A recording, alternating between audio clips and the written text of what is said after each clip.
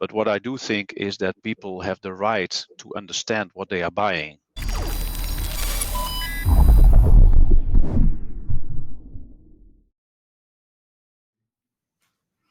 Hi everyone, I am Martina, and today with ID Factory we have Egbert Dikkers. Egbert Dikkers started working for Smit Zoon in 1992 and since then has fulfilled various positions, of which the last 6 years focusing on corporate social responsibility. So hi Egbert. Good afternoon. Pleasure to have you here.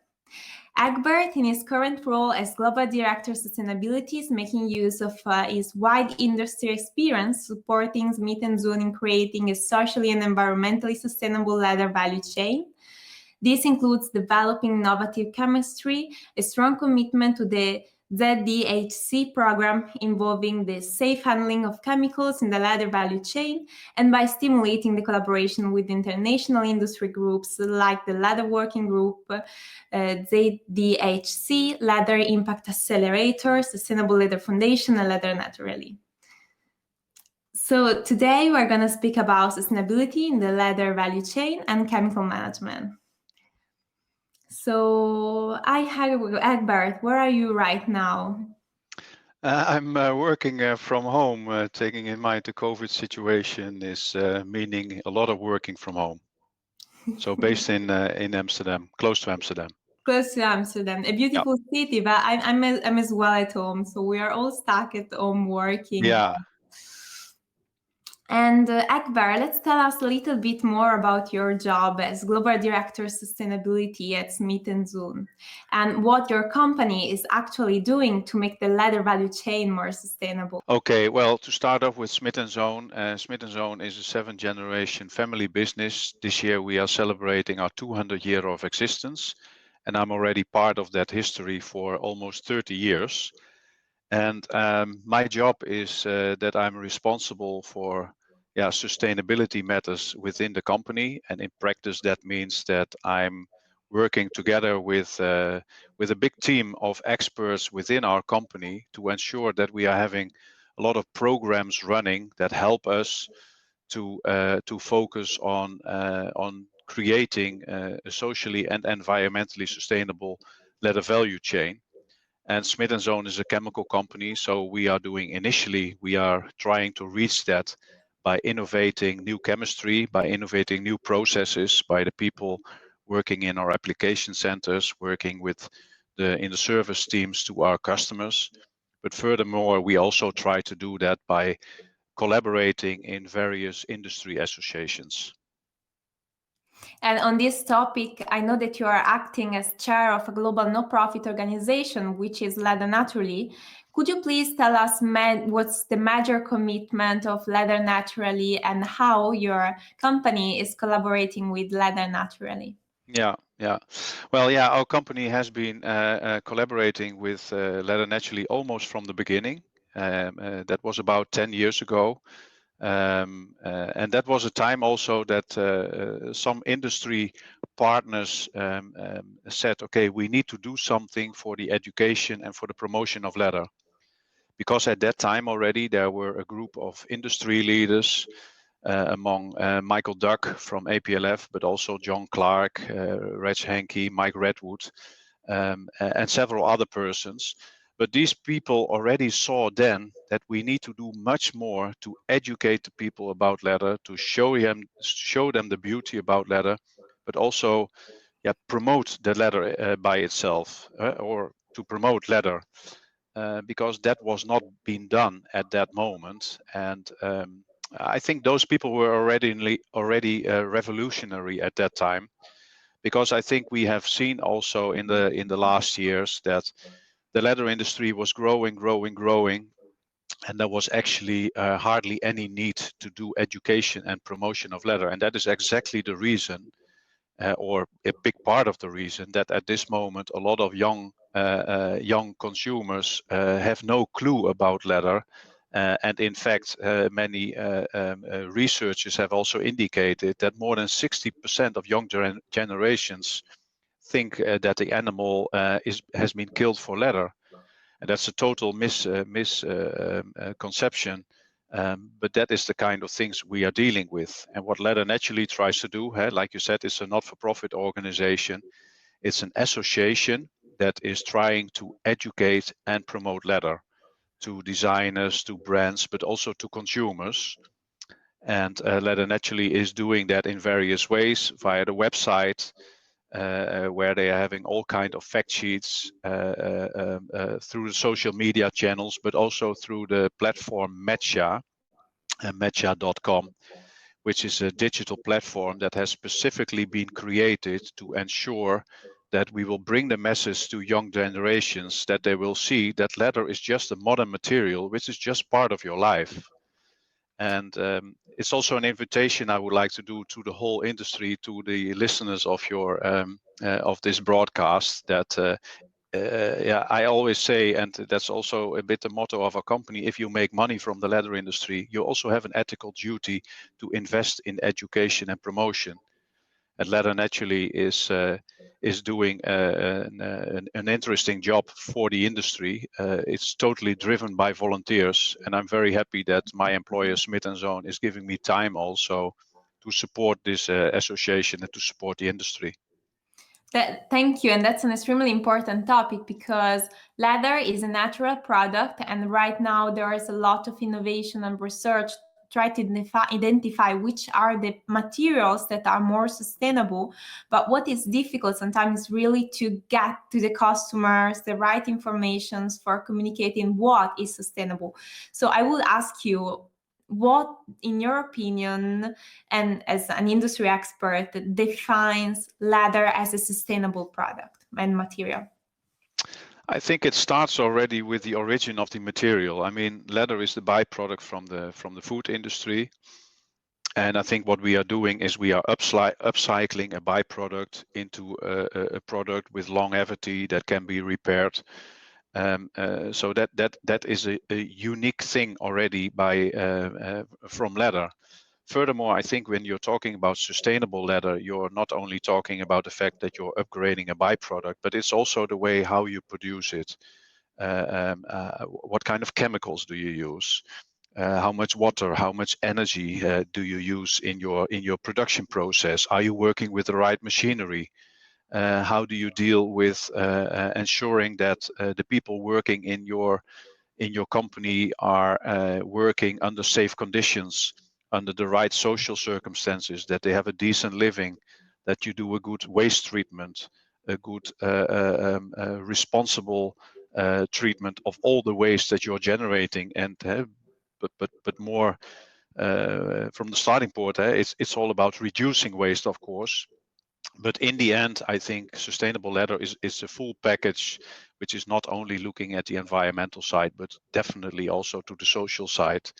And there is something to gain in both topics, just like any other product. And I think that the leather industry has been showing tremendous progress in the last couple of years.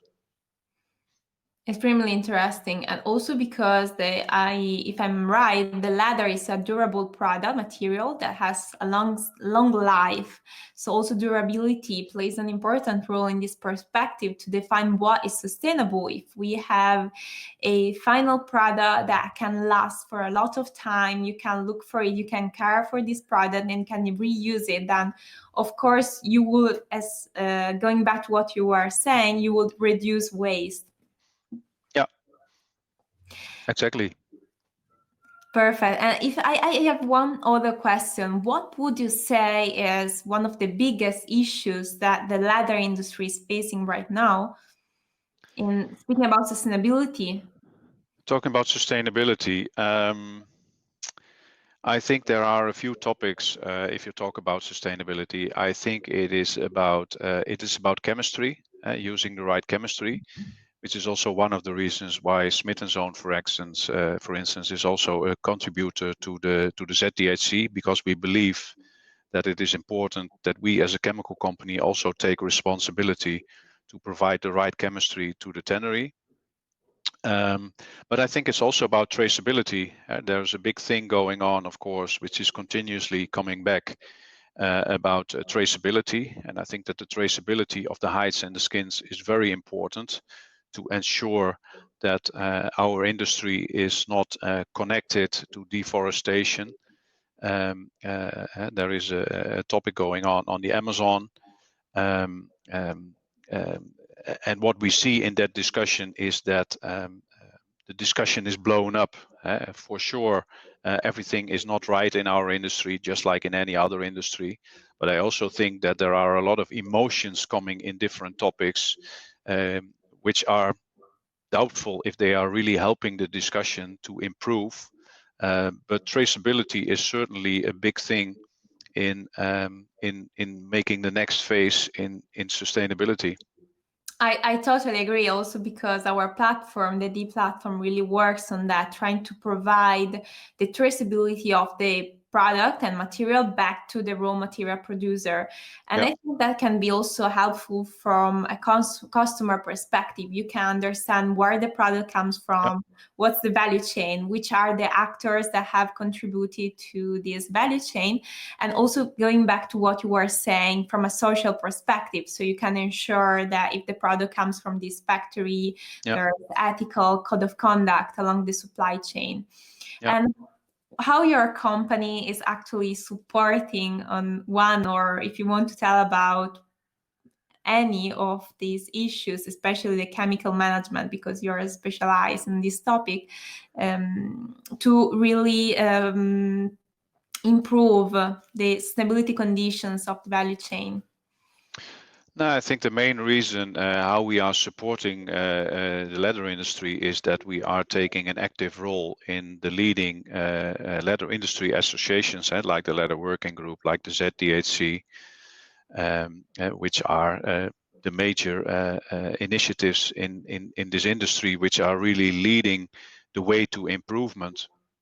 And what we try to do is to support those organizations with people supporting in the different working groups to see how we can improve that. And I think if you're looking to the ZDSC, for instance, that is a perfect example, which is all about traceability.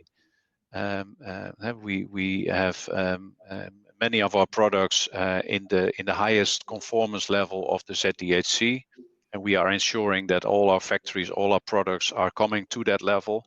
And what it means to us is that we are showing to the industry, that we are showing to the leather manufacturer that the results that have been found in the audit are not the result of a lucky shot, but are just the result of a well-managed system.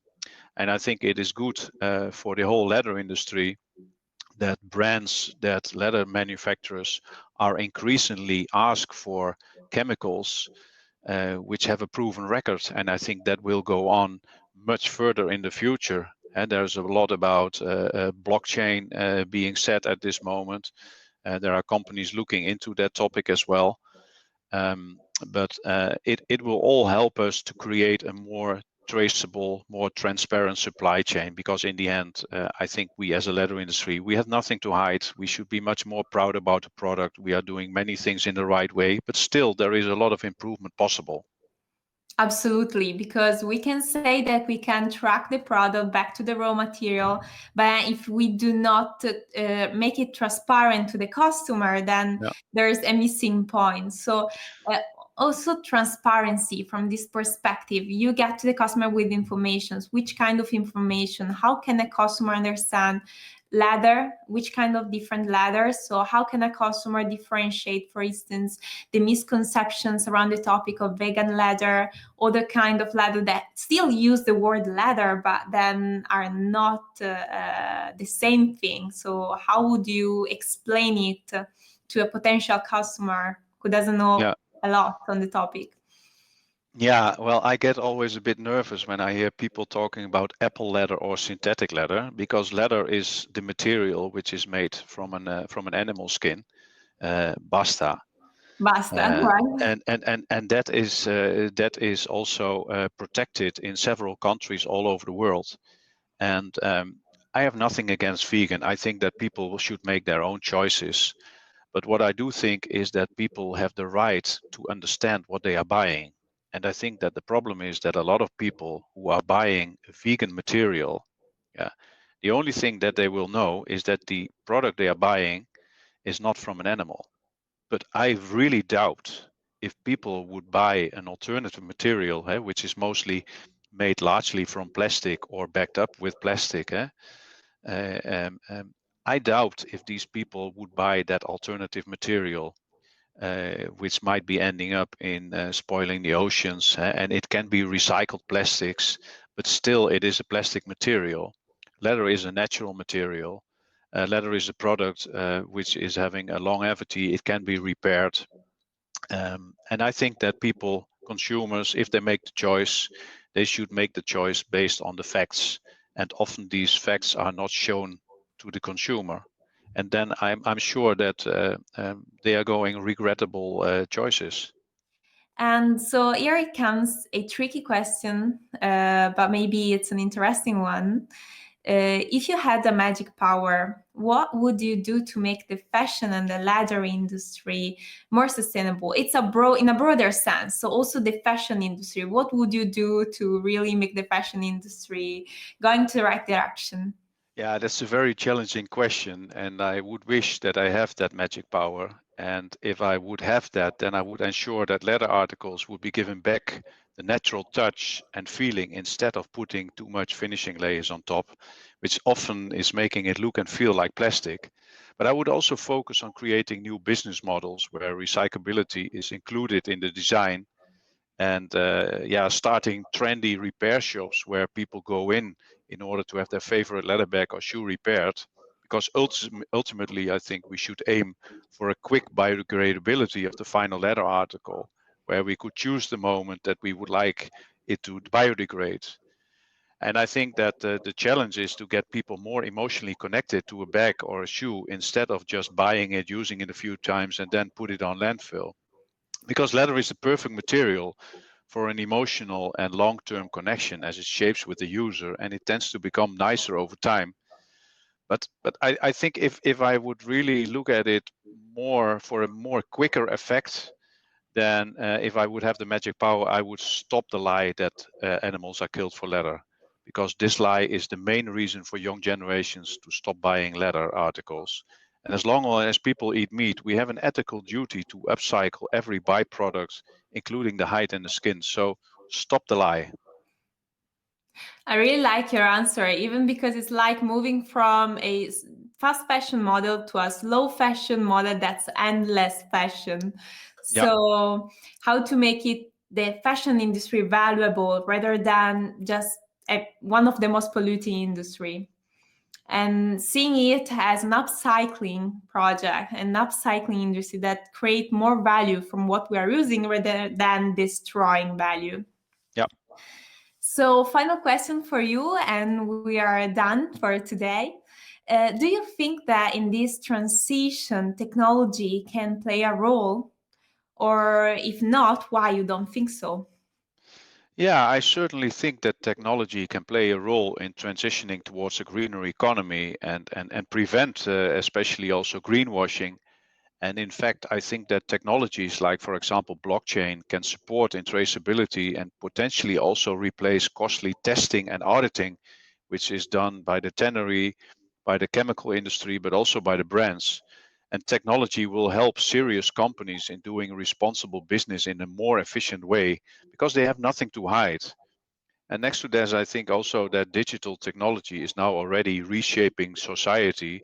And especially during the COVID times, we have seen that the technological developments in communication, for example, are simply also reducing the need to travel, as well as creating new e-commerce models, creating all kind of efficiencies. So definitely, yes, technology can certainly help in transitioning to a greener economy.